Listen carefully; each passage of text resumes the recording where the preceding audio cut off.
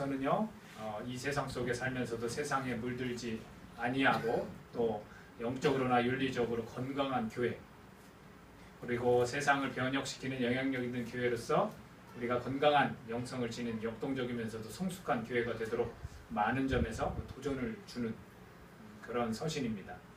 우리가 이 고린도 전서를 통해서 하나님이 우리 교회에 허락하시는, 또 하나님께서 원하시는 것이 무엇인지를 우리가 발견하는 그런 시간이 되었으면 합니다. 어느 정도 걸릴지는 모르겠어요. 고린도 전서부터 고린도 후서까지 어느 정도 걸릴지는 모르겠습니다. 하지만 우선 고린도 전서 강의를 통해서 우리가 하나님께서 교회를 향한 그 마음이 무엇인지 우리가 깨닫도록 그렇게 하겠습니다. 첫 번째로 좀 생각해 볼 것은 뭐냐면 1절에서 이야기한 것처럼 하나님의 뜻을 따라 그리스도 예수의 사도로 부르심을 받은 바울과 형제 소스데네는 그렇게 표현했습니다. 이 부르심이라는 것, 여러분 콜링을 믿으세요? 여러분 이 자리에 앉아 있는 거 하나님의 부르심이라고 믿으세요? 이건 분명한 겁니다. 누가 뭐라 해도, 그리스도인의 모습이 엉망인 것 같아도, 다른 사람들이 뭐라 해도 나는 하나님이 부르신 거예요. 그리스도인은 내가 되고 싶어도 되는 게 아니에요. 하나님의 뜻에 따라 되는 거예요. 그러니까 우리가 이 자리에 있는 거, 하나님께 예배할 수 있는 거, 입술을 열어 하나님께 찬양할 수 있고 내 입술 가운데 마음으로 하나님께 기도할 수 있는 거 다 하나님 뜻에 따라 그 부르심 때문에 그래요. 내가 나오기 싫어서 내가 하나님을 섬기지 않겠다? 한번 해보십시오. 가능한가? 그렇지 않아요. 이미 하나님의 부르심이 없는 자들은 그게 가능할지 몰라도 이미 하나님의 뜻에 따라 부르심을 입은 자들은 그게 불가능하다는 겁니다. 우리가 그것을 받아들이고 믿어야 되는 거예요. 하나님의 뜻을 따라 이루어지는 일이 바로 부르심이에요. 바울과 또 형제 소스데네라는 어떤 한 인물에 대해서 자기들이 그렇게 확신하는 거예요. 우리가 하나님의 뜻에 따라 부름을 받았다. 지금 하고 있는 모든 일들도 다 하나님의 뜻에 따라 할 수밖에 없는 일이다. 그것을 우리가 분명히 해야 되는 겁니다. 그럼에도 불구하고 하나님의 뜻에 따라서 내가 분명히 크리스천이 됐어요. 그럼에도 불구하고 크리스천들 안에서 어떤 일이 있었냐면 교회 안에서 분쟁이 있었다는 거예요. 우리가 읽지는 않았지만 11절에 보면 내 형제들아 글로의 지편으로 너희에 대한 말이 내게 들리니 곧 너희 가운데 분쟁이 있다는 것이라. 그 분쟁의 내용이 뭐냐면 야 우리는 바울에게 속했다. 나는 아볼로에게 속했다. 나는 베드로라는 게바에게 속했다. 나는 그리스도에게 속했다. 같은 이 교회 내에서 또는 그 고린도 지역에 있는 교회들끼리 이런 모습이 있었다는 거예요. 우리가 이 이름들을 잘 알 거예요. 이들은 누구냐면 성경을 잘 가르치는 사람들, 하나님의 뜻이 뭔지, 예수님의 십자가의 그 죽으신 그 의미가 뭔지를 잘 전하는 사람들이었어요. 결국은 지도자들이에요. 가르치고 교훈하는 자들이에요. 근데 그것이 나눠져 있다는 거예요. 그럼 이 사람들이 서가지고 어이 줄을 서시오. 내가 가르치는 것이 정말로 참 진리입니다. 성도들한테 그랬을까요? 바울은 나는 인정하지 못합니다. 내가 정말로 예수님과 같이 있었던 베드로 원 제자입니다. 내 앞에 다 줄을 서시오. 내가 전하는 말이 진리입니다. 이렇게 했을까요? 그렇게 하지 않았습니다. 성도들 스스로 선택한 일입니다. 자신이 선호하는 유형의 사람을 좋아하는 그런 습성 때문일지도 모르겠어요. 아니면 이렇게 감정에 너무 지나치게 충실한 나머지 마음으로 끌리는 사람에게만 호감을 갖는 것 때문에 그런지도 모르겠어요. 왜냐하면 우리의 모습이 그렇거든요. 인간의 모습이 그런 모습이 분명히 있어요. 그래서 이것을 경계하는 말씀을 예수님께서 마태복음 5장 46절에서 하셨어요. 쉬운 성경에 이렇게 나와 있습니다. 만일 너희를 사랑하는 사람만 사랑한다면 무슨 상을 받을 수 있겠느냐. 심지어 세리도 그만큼은 하지 않느냐. 다시 말하면 모든 사람들은 다 그렇게 할 수 있다는 거예요. 나를 좋아하는 사람은 내가 좋아할 수 있고 나를 사랑하는 사람은 내가 사랑할 수 있다는 거예요. 다시 말하면 크리스천들은 부르심을 입은 자들은 어떻게 하라는 거예요? 나누지 말라는 거예요. 사람을 나를 싫어한다 해서 내가 더 싫어하고 그러지 마라. 이에는 이 눈에는 눈 이거는 하지 말라는 거죠. 어쩌면 이들 성도들은 자기들이 좋아하는 사람, 자기들 귀에 듣기 좋은 가르침을 하는 사람, 아니면 그 삶이 올바라가지고 저 사람이 정말 내가 본받은 사람이다 해서 저 사람이 진짜다 라고 그렇게 나는 거기에 속했다고 그렇게 말을 했을지도 모르겠어요. 분쟁이라는 단어 헬라어로 뭐라고 하냐면 에리스라고 그렇게 표현을 하더라고요. 에리스. 근데 그 의미가 중요해요.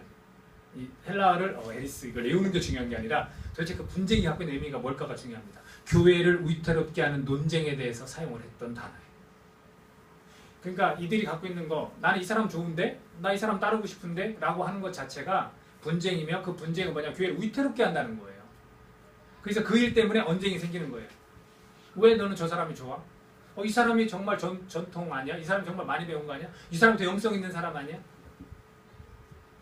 그렇게 이제 서로 말을 주고받을 수 있다는 겁니다. 다툼과 시기를 이야기하는 거죠. 그래서 신약 성서는 이 단어를 악덕의 목록에 포함시키고 있습니다. 하나님께서 원치 않은 그 단어 중에 하나가 분쟁. 구약사전에서는 분쟁을 말썽을 일으켜 시끄럽고 복잡하게 다투는 거예요. 내가 이상하다. 내가 좋아하는 사람만 좋아하는데 왜 이것이 교회에 말썽 피고 시끄러운 게 될까? 될 수 있습니다. 그렇게 해보세요. 여러분이 우리가 몇 안 되는 이 지체들 속에서 여러분이 가까이 지내는 사람하고만 지내보든지 한번 그렇게 해보십시오. 만약 믿지 않는 사람이 저희 교회에 와서 느끼는 게 뭘 것 같습니까? 사랑이 느껴지고 서로 이렇게 주고받는 소통하는 이런 모습들 보고서 서로 허구해주고 안아주고 환영하는 이런 모습들이 아니라 끼리끼리 이렇게 서로 모여있거나 끼리끼리 이야기하고 나를 처음 온 사람인데도 온척 만척하네.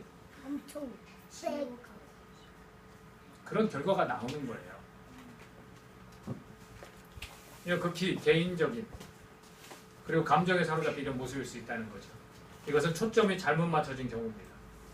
하나님을 먼저 바라볼 수 있어야 이 사람들과 이 수평적인 관계가 올바를 수 있다는 거예요. 고린도 교회 성도들도 마찬가지예요. 하나님을 먼저 바라봐야 이 지도자를 나는 이 지도자에 속했다. 나는 이 지도에 속했다. 이게 아니라는 거죠. 그렇다면 왜 이런 일이 발생하는 걸까요? 저 두 가지로 생각할 수 있다고 봅니다. 첫 번째는 뭐냐면요. 하나는 일반적인 원인이에요. 그래서 뭐냐면 자아상의 문제예요. 두 번째는 고린도전서 이 내용에 따른 원인이 있어요. 그 원인은 뭐냐면 인간 실상의 문제예요. 인간 실상의 문제. 우선 일반적인 원인으로서 자아상의 왜곡 때문에 그렇다고 저는 봅니다. 신앙이라는 것으로 포장되어서 온전히 치유되지 못한 크리스천들이 많아요. 겉으로는 예배를 잘 드리고 헌금도 하고 계속해서 시간 맞춰서 잘 교회에 와요. 사람들하고 그냥 곧잘 이야기도 잘해요. 그러나 그 실상은 이 내면은 치유받지 못한 그런 모습으로 신앙으로 포장되어 있는 거예요. 가려져 있는 거예요. 사람들은 모를 수 있어요. 하지만 하나님은 아세요. 하나님은. 크리스천 연애 실용서라는 책이 있습니다. 거기에 따르면 부정적 자아상을 가진 사람에 대해서 이야기를 합니다. 혹시 여러분들이 여기에 나도 좀 포함되어 있는 것이 있는가 한번 체크를 한번 해보십시오. 이런 사람은 첫 번째로 하나님을 순수하게 신뢰하기 어렵다는 거예요. 하나님을 신뢰하기 어렵죠. 이 부정적인 그런 자아상을 가졌다면 이 내 자아상이 좀 왜곡이 삐뚤어졌다면 하나님을 순수하게 신뢰하기 어렵습니다.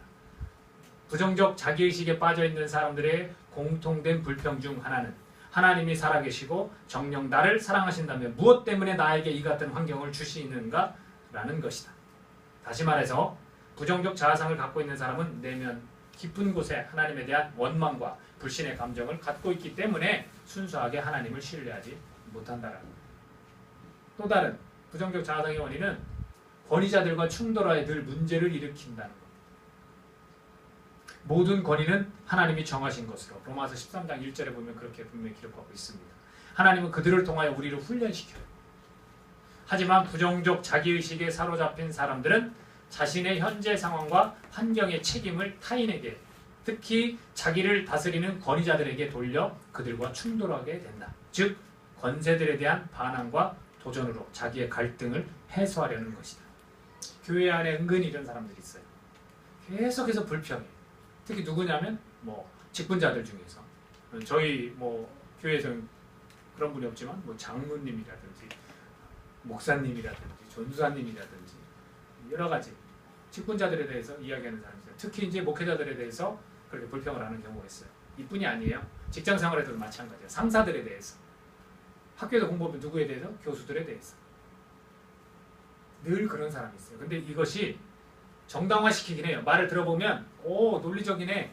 근데 그 속에 뭐가 있냐면 여기서처럼 자기의 그 갈등을 해소시키고 싶은 거예요. 거의 만족을 하는 거예요. 와, 꼴 좋다. 내가 그 사람을 비하하고 그 사람이 잘못된 걸 지적하니까 막 속에서 우쭐하고 기분이 좋은 거예요.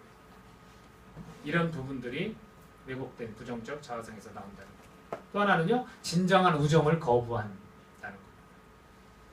자기 부정과 자기 불신에 빠진 사람들은 흔히 타인들을 부정하고 불신한다. 진정한 우정은 내가 그를 어떻게 도울 수 있을까라고 묻는 자세임에 반하여 그릇된 우정은 그가 나를 어떻게 생각할까라고 묻는 태도를 갖는다는 겁니다.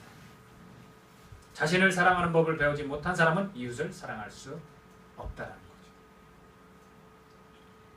그래서 우리가 다른 사람 많이 의식하는 그런 사람들이 있습니다. 내가 저 사람 어떻게 돕지? 저 사람 어려움은 없나?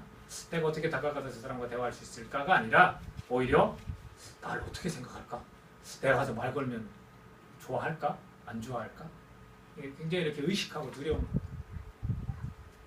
또 다른 것은 사람의 인정을 받기 위해 힘에 부치도록 일한다고 합니다.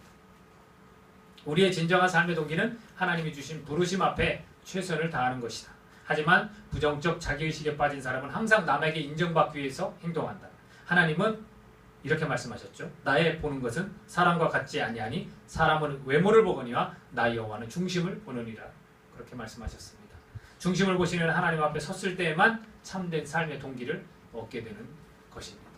그러니까 하나님 앞에 내가 바로 서지 못해요. 자꾸 뭐 두렵거나 아니면 하나님에 대해 원망과 아까처럼 불평이 있거나. 그렇게 되면 나는 어디에 관심을 갖냐면 자꾸 이런 일을 하면서 거기서 인정을 막 받고자 하는 그런 모습을 보인다는 거죠. 끝으로 이런 모습도 나타난다고 합니다. 물질을 지나치게 추종한다. 부정적인 자아상, 이 자아상이 삐뚤어진 사람들은 물질을 지나치게 추종한다. 자기 자신에 대한 불만은 자연스레 물질이나 옷, 인기 같은 거치장을 위해서 에너지를 소모하도록 유도한다. 삶의 불안을 비생산적인 헛수고로서 해결하라는 것입니다. 하지만 유행이나 물질의 맹종은 내적 불만의 사회적 표현에 불과하다는 거죠. 마치 그것이 이 세상의 트렌드인 것처럼 자기가 그렇게 하지만 실상은 그게 아니라는 거죠. 어떻게 보면 내가 능력이 안 되는데 지나칠 정도로 뭔가 구입하거나 충동을 느끼거나 그럴 수 있잖아요. 자아상의 왜곡이 가져오는 현상을 보면요. 이와 같은 현상을 보면 교회 내의 분쟁의 가능성을 우리가 가늠해 볼 수 있습니다. 회복되지 못한 크리스천들이 있을 경우 분쟁을 일으킬 수 있다는 거죠. 이것은 일반적인 원인이에요. 어디에 가든 그래요. 회사에서도 보면 학교에서도 보면 사실 이 부정적 자아상을 가진 사람이 껴있으면 상당히 힘들어요. 사람들이 오히려 포근하게 그 사람을 감싸주고 이해해주고 그 우리 크리스천들의 역할이잖아요. 그렇게 해야 되는데 그렇지 않을 경우는 왕따를 시키고 쟤 좀 이상하다라고 그렇게 만드는 겁니다.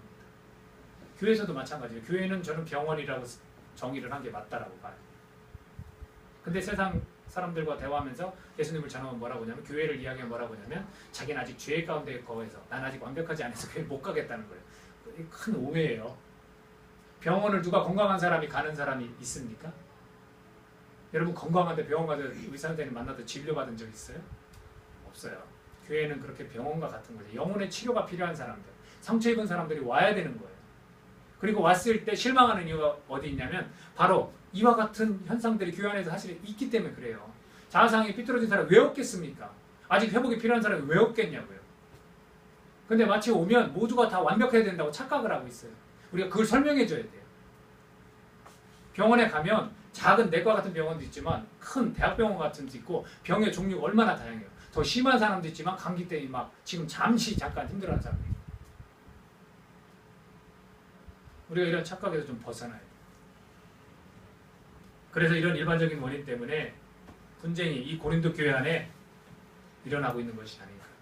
그렇다면 우리가 이 회복의 발걸음은 우리가 어떻게 내딛어야 되는가. 간단해요. 몇 가지만 얘기해 드릴게요. 나는 창세전 계획에 의해서 태어났다. 말씀이 있습니다. 시편 139편 16절에서 내 형질이 이루어지기 전에는 뭐냐면 우리 엄마 아빠가 만나기도 전에, 결혼하기도 전에 주의 눈이 보셨으며 나를 위하여 정한 날이 하루도 되기 전에 주의 책에 다 기록이 되었나이다. 우리는 우연히 던져진 존재가 아닙니다. 목적을 갖고 독특하게 지음을 받은 꼭 필요한 존재입니다. 이걸 기억해야 돼요. 두 번째는 뭐냐면 나는 아직 미완성 작품이다. 나는 완전한 사람이 아니에요. 미완성 작품이에요. 우리는 아직 공사 중이라는 그런 생각을 가지고 다른 사람에게 폐를 끼칠 수 있다는 거예요. 내가 다른 사람에게 상처를 받을 수 있지만 나도 줄 수도 있다는 거예요.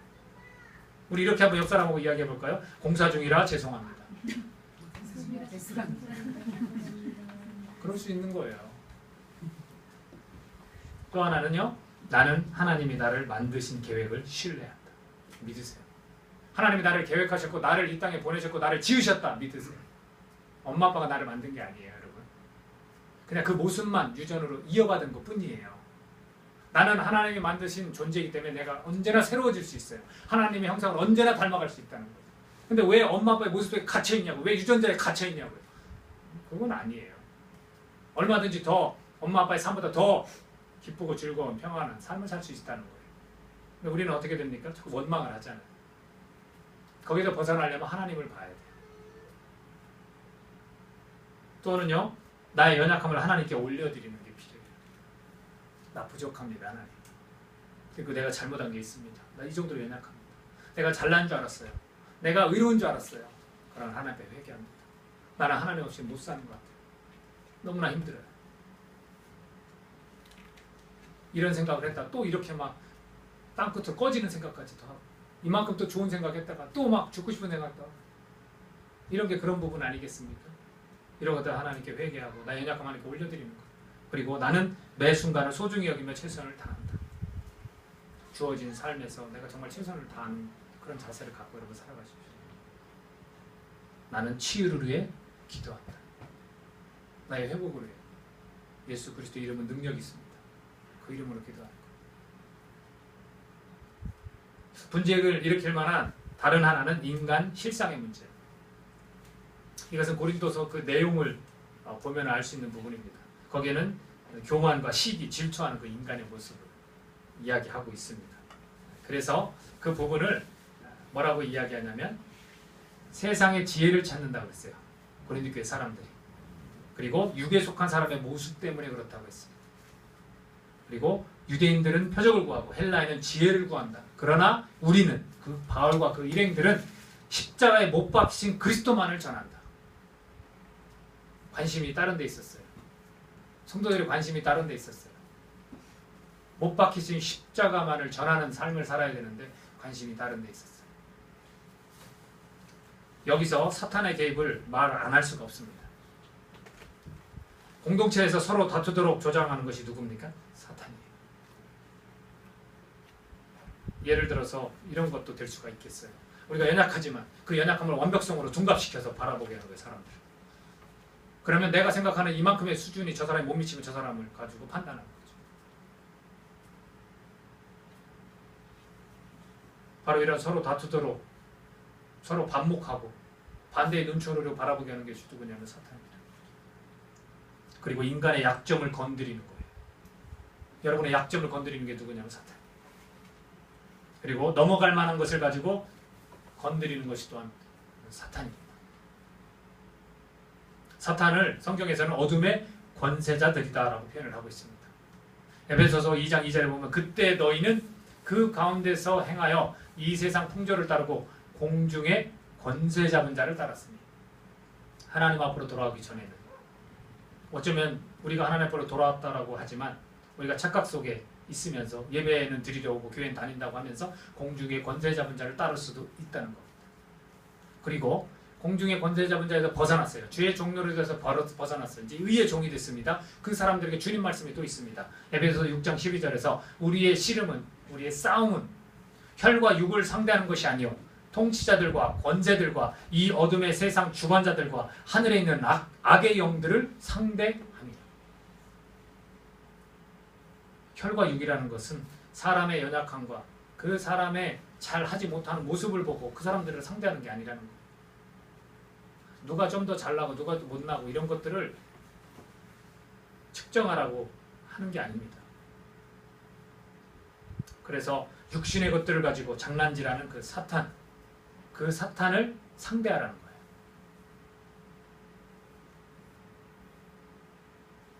더 자세히 들여다보면요, 우리가 세상 풍조를 따랐던 것처럼 또는 지금도 따르고 있을지 모릅니다. 따르는 것처럼 현실 속에서 적응할 수밖에 없는 존재라는 사실, 이것이 인간의 실상이에요. 고린도 교회에 있는 사람들이 사탄의 그 사람을 나누게 하고 교회 안에서 다툼을 일으키는 거에 그들이 사실은 그 악영들과 싸우지 못한 결과입니다. 그리고 또 하나 여기서 말씀드린 것처럼 현실 속에서 적응할 수밖에 없는 존재인데 고린도 교회 밖의 세상은 어땠을까를 좀 말씀을 드리겠습니다. 그 고린도라는 그 지역에 대해서 좀 설명이 필요해요. 그 지역은 국제무역도시입니다. 혹시 사진 하나 있으면 보여주면 좋겠어요. 왜 국제무역도시인지 보십시오. 고린도라는 곳이 어디입니까? 왼쪽과 오른쪽에 이 바다로 다 둘러싸여 있는 곳에 다 항구가 있었어요. 그리고 저기서 이야기한 것처럼 저 위쪽 지역이 마케도니아 지역인데 그 위쪽까지 북쪽으로 쭉 다 육로로도 이렇게 이어질 수 있었어요. 그러니까 이곳은 무역도시였으며 또 로마에 의해 새롭게 재건되었기에 당시에 건축하는 일이 활발했다고 합니다. 그리고 다른 도시들에 비해 인구가 많았던 대도시였는데 인구가 대략 10만 명쯤 되었다고 해요. 지중해 일대 여행객들이나 상인들 그리고 백군들이 머물기를 좋아했던 곳입니다. 항구 양쪽에 다 항구들이 있었기 때문에 충분히 여기서 설명한 것처럼 제가 말씀드린 것처럼 그럴 수 있다는 겁니다. 그래서 그런 곳이었는데 그 고린도에는 많은 상점들이 있었다고 하고요. 그리고 극장과 경기장, 법정, 강연장이 있었을 뿐만 아니라 신전들이 많이 있었다고 해요. 그래서 도시 전체가 우상 숭배와 성적 타락의 온상이 되기도 했습니다.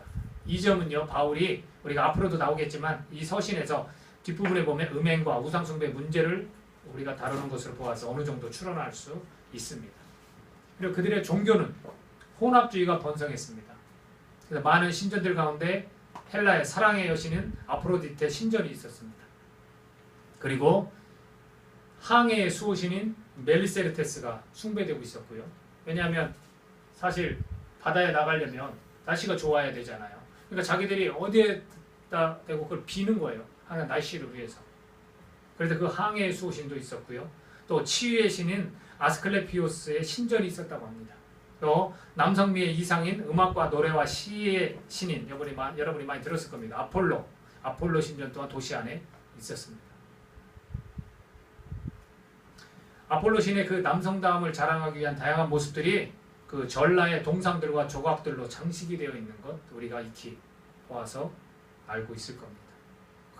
그래서 이 속에서 이런 신들 속에서 육체적 관계를 갖게 하는 종교적 행위들을 통해 성적 문란함을 조장했다고 합니다.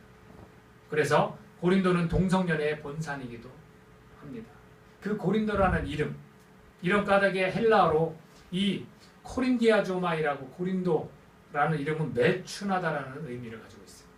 그리고 여러분들이 영어 사전을 한번 찾아보십시오. 이 영어에서 쓰이는 이 코린티언이라는 단어는요, 음란한, 방탕한, 남봉꾼이라는 의미로 아직도 사용되고 있습니다. 그 도시 자체가 갖는 특징을 가지고 사실은 이름이 지어진 것 같아요. 이런 주변 환경 속에서 교회가 분쟁에 이르게 된 것은 당연한 걸지도 모릅니다. 우리는 현실에 사실은 잘 적응해 나갈 수밖에 없는 존재거든요. 누가 더 강한 신인가? 그들 안에서 그런 얘기가 있었을 거예요. 얼마나 많은 사람들이 이 상점에서, 술집에서 이야기를 했겠습니까? 또 거리에서 얼마나 이야기를 했겠습니까? 그 도시, 조그만 도시 안에 신전들이 많이 존재하는데 어떤 신에게 사람들이 더 관심을 갖는가? 교회 내에서도 마찬가지겠죠. 누가 더 인기가 있는가? 누가 더 능력을 발휘하는 지도자인가? 자연스럽게 바깥 세상에서 추구하는 것을 자연스럽게 교회 안으로 끌어들어온 겁니다. 이 두 가지 문제, 왜곡된 자아상이나 인간 실상의 그 문제에서 자유롭지 못한 오늘 우리가 어떻게 이것을 해결해 나갈 수 있을까요? 그들에게 준 교훈이 있습니다. 여러분, 이 두 문제에서 자유로울 수 있다고 생각하십니까? 그렇지 않아요. 교회 안에는 수없이 많은 왜곡된 자아를 가진 사람들이 찾아오게 되어 있습니다. 찾아왔을 때 예수 그리스도를 통해서 그들이 치유되고 회복되는 겁니다. 그리고 또 다른 상처 입은 누군가를, 그 영혼들을 돕는 역할을 하게 되어 있습니다. 또 하나, 인간 이 실상의 문제 여러분 벗어날 분 계세요? 그렇지 않다고. 항상 우리가 세상 속에서 싸움이 있어요. 예배 속에서 말씀을 듣고 힘을 내서 다시 한번 그래 이렇게 살아야지라고 결심하고 가지만 기도를 정말로 하고 눈물 뿌려 회개하고 가지만 세상에 나가면 또다시 나를 자꾸 건드려요. 나를 자꾸 힘들게 해요. 그래서 때로는 어떤 사람은 그 세상의 것들을 원리를 가지고 교회로 갖고 들어와요. 물론 이것을 이분법적으로 다루는 건 아니에요. 세상은 악하고 교회는 선하다 이게 아니에요. 우리가 이와 같은 것에서 벗어날 수 없는 존재라는 걸 꼭 기억해야 된다는 거예요. 이 화두를 가지고 사도 바울은 어떤 대안을 좀 제시했어요. 이 편지를 통해서. 저는 이것을 바울의 영성이라고 부르고 싶어요. 우리가 오늘 사도 바울의 영성을 통해서 해결되리라고 저는 믿습니다. 그 핵심이 뭔지 아십니까? 예수님 중심, 하나님 중심이었다는 거예요. 이를 보여주는 말씀들 오늘 본문을 통해서 한번 살펴보겠습니다. 첫 번째 4절입니다. 4절 같이 한번 읽어보겠습니다. 4절 시작. 그리스도 예수 안에서 너희에게 주신 하나님의 은혜로 말미암아 내가 너희를 위하여 항상 하나님께 감사하노니. 자, 첫 번째는 바울의 영성이 뭡니까? 감사가 있다는 거예요. 감사가 있어요. 그 교회 가운데 그 지역에 있는 교회들 가운데 분쟁이 있지만 감사한다는 거예요. 이게 도대체 어떻게 된 일입니까? 좋지 않은 일을 가지고 여러분 감사할 수 있습니까? 그 감사에 보면 이유가 있어요. 하나님의 은혜 때문에 감사한다는 거예요. 하나님의 은혜 때문에. 그 첫 번째가 뭐냐면 너에게 주신 하나님의 은혜로 감사하는데 그 첫 번째가 뭐냐면 5절과 26절이 이제 연결이 되어야 됩니다. 5절을 보면 이는 너희가 그 안에서 누구 안에서입니까? 예수님 안에서 모든 일 곧 모든 언변과 모든 지식에 풍족해졌다는 거예요. 26절에 가면 뭐라고 되어 있는지 제가 읽어드리겠습니다. 1장 26절에서는 형제들아 너희를 부르심을 보라. 육체를 따라 지혜로운 자가 많지 아니하며 능한 자가 많지 아니하며 문벌 좋은 자가 많지 아니하도다. 고린도 교회 내에서는요 하층민들이 많았다는 거예요. 부유층도 물론 있었어요. 뒤에 가면 나와요. 그러나 하층민들이 대부분이에요. 배우지도 못했고 능력도 없고 또 지혜롭지도 못한. 근데 그런 사람들이 오늘 5절에서 뭐라고 표현합니까? 모든 언변과 모든 지식에 풍족하다. 그게 뭐냐면 하나님이 주신 너에게 주신 은혜라는 거예요. 하나님이 주신 은혜 때문에 감사하다는 거예요. 너희들의 분쟁하는 모습 때문에 감사한 게 아니라 너희들을 부르셔서 너희들이 없었던 것을 허락하신 그 하나님, 너희들은 지금 하나님에 풍족하지 않느냐, 그 때문에 감사한다는 거예요. 또 하나가 있어요. 아주 이거는 저는 깜짝 놀랐습니다. 이게 저에게 꼭 필요하다는 생각이 들었어요. 너희를 위하여 하나님께 감사한다. 너희를 위해서. 사도 바울의 영성 가운데 감사하는 이유가 뭐냐면 너희를 위해서. 제가 하나님께 감사해야 될 이유가 뭡니까? 여러분을 위해서 제가 하나님께 감사하라는 거예요. 지도자가 하나님께 감사하라는 거예요. 누구를 위해? 성도들을 위해서. 이런 영성을 가지고 있었다고. 제 양심에 호소하면 여러분들을 위해서 제가 어떻게 하나님께 감사할 수 있어요? 기도도 잘 않지, 헌금도 잘 않지, 교회도 열심으로 사모함으로 막 하지 않지, 서로 사랑을 하고도 서로 막 관계, 연락도 주중에 연락 한 번 안 하지, 서로. 이 사람이 어려움을 겪던 말도 신경 안 쓰지. 이런 사람들을 위해서 감사하래요. 제가 깨달음이 없었겠습니까? 제가 그런 여러분들의 현재 나타나는 현상을 보는 게 아니라 여러분들을 사랑하는 그 마음으로 하나님께 내가 감사해요. 여러분들을 위해서. 이게 바울의 영성이에요. 여러분들도 혹시 뭔가 불만이 있거나 뭔가 뜻대로 안 이루어진다면 여러분들 감사하십시오. 나에게 주신 하나님의 은혜를 생각하면서 또는 그 상대가 마음에 안 들면 그 상대에게 주신 하나님의 은혜를 생각하면서 그리고 저 사람을 위해서 오히려 내가 믿지만 저 사람을 위해서 내가 감사하십시오. 두 번째는 뭐냐면요. 교회는 하나님의 교회다라는 명제를 가지고 있었어요. 사도 바울 2절입니다. 같이 한번 읽겠습니다. 2절 시작. 고린도에 있는 하나님의 교회 곧 그리스도 예수 안에서 거룩하여지고 성도라 부르심을 받은 자들과 또 각처에서 우리의 주 곧 그들과 우리의 주 대신 예수 그리스도의 이름을 부르는 모든 자들에게. 고린도라는 지역 전체에 있는 교회들 뭐 예수님의 이름을 부르건 아니면 교회에 잘 나오진 않지만 예수님을 알고 있건 다 모두를 포함해서 이야기하되 그걸 뭐라고 뭉뚱그려 뭐라고 표현했냐면 교회는 하나님의 교회다라는 거예요. 사도 바울이 심혈을 기울여 개척한 교회라 할지라도 고린도 교회는 바울의 교회가 아니라 하나님의 교회입니다. 어느 한 사람이 마음대로 좌지우지하는 그러한 교회가 아니라 하나님의 교회. 이 점은 지도자를 중심으로 일어난 그룹 간의 그 갈등에 대한 문제에 대해서도 어느 정도 해답을 준다는 겁니다. 주인이 지도자들이 아니라는 얘기죠. 고린도 교회는 바울의 교회도 아닐 뿐만 아니라 개발하고 불리는 그 베드로의 교회도 아니고 아볼로의 교회도 아닙니다. 오직 하나님이 세우신 하나님의 교회라는 거죠. 그러므로 바울의 고린도에 있는 하나님의 교회라는 표현은 철저히 교회의 하나님 중심성을 강조하고 있습니다. 하나님의 그 일하심에 비하면 자신은 아무것도 아니다라는 고백을 들어보십시오. Nothing. 나는 아무것도 아니다. 고린도서 3장 7절에 보면 그런즉 심는 이나 물주는 이는 아무것도 아니로되 오직 자라게 하시는 이는 하나님뿐입니다. 자기들은 아무것도 아니라는 거예요. 그냥 맡겨질 일만 다 잘 수행했다는 겁니다. 교회는요 세상 가운데 있지만 in the world 세상 가운데 있지만 세상에 속하지 아니하고 not of the world 세상 속으로 into the world 보냄을 받았습니다. 우리가 하나님 중심의 교회를 유지하느냐 교회를 유지하기 위해 세속에 물들어가느냐 이것이 오늘 우리의 고민이 되어야 할 줄로 믿습니다.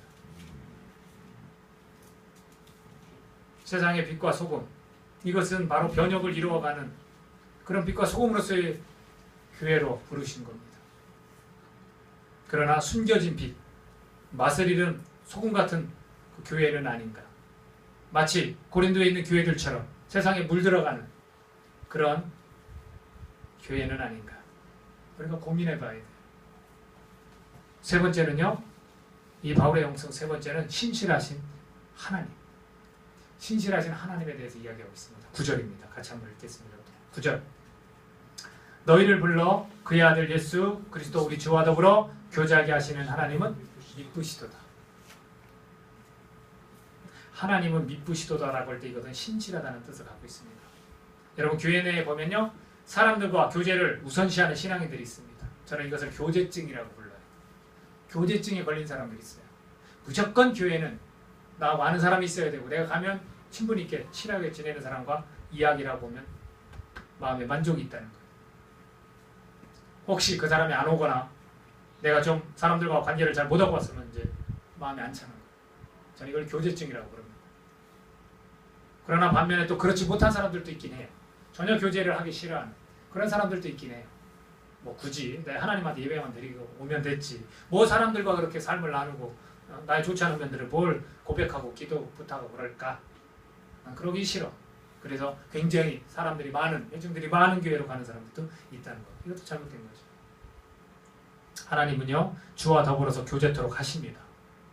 교인들이 주님과 교제하는 것을 게을리하지 않았다면 고린도 교회 내에 분쟁이나 교만을 드러내는 일은 없었을 것입니다.